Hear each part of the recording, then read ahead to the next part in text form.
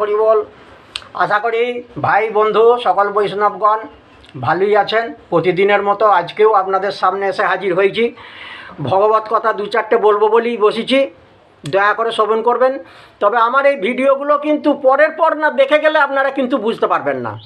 এর আগের ভিডিওতে কোনখান পর্যন্ত বলা হয়েছে যে রাধারানীকে সেবা পরা সখীগণ সমস্ত সবাই মিলে বুঝিয়ে পারিয়ে সাজিয়ে গুজিয়ে দিচ্ছেন। ললিতা উল্লাস প্রাণে সুবর্ণের চিরুনি আনে, মনসাধে আচরিল চুল, বিশাখা কবরী বাঁধে করি মনোহর ছাদে, সারি সারি দিল না না ফুল। ললিতা সুন্দরী সোনার একখানি চিরুনি নিয়ে এসে সুন্দর করে চুলটি আঁচড়ে দিলেন কেবল, ব্যাস ললিতা দেবীর কর্ম শেষ হয়ে গেল। এইবারে এলো আমারে বিশাখা সুন্দরী,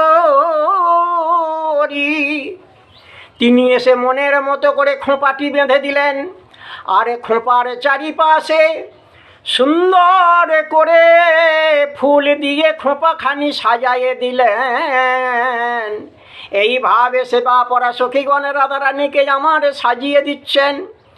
রাধারানী আমার প্রাণে বধূর দর্শনে যাবেন। এইভাবে রাধারানীকে সাজিয়ে গুজিয়ে নিয়ে এইবার সবাই সখীগণ সাথে করে নিয়ে রাধারানীকে নিয়ে চলে যাচ্ছেন। বলে চলু রে চলু আমাদের রাধা বিনোদিনী, ওগো আমাদের বৃষভানু রাজনন্দিনী, আমরা সকলে গোপিনী। একেবারে চলো রে চলো তোমার সঙ্গিনী। এবারে চলিল চলিল আমাদের রাধা সুন্দরী দেবী, চলিল চলিল প্রাণে বধূর সনে মিলিত হবে। চলিল চলিল প্রাণে বধূর সাথে মিলিবে বলে তারা চলিল চলিল। এবার ললিতা বিশাখা চিত্রা চম্পকলতা রঙ্গদেবী সুদেবী তুঙ্গভদ্রা ইন্দুরেখা সমস্ত রাধারানীর অষ্টসখীগণ মিলিত হয়ে আর তারা চারিদিকে বেষ্টিত হয়ে ব্রজের পথে চলে যাচ্ছে।